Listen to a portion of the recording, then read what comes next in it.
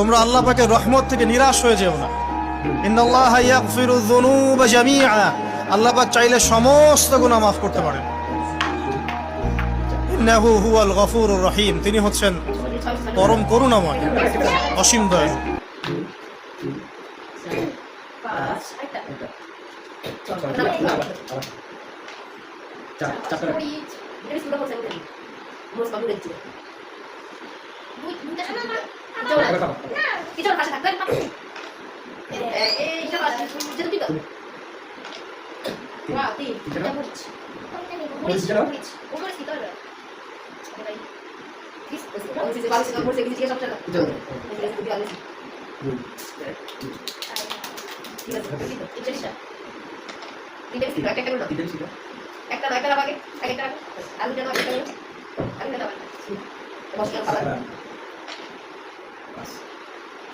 এখানে সবগুলা গোল করে ঠিক আছে বুঝছো?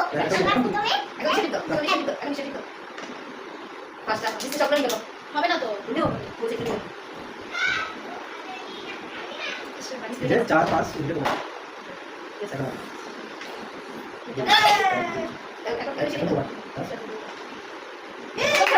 একটা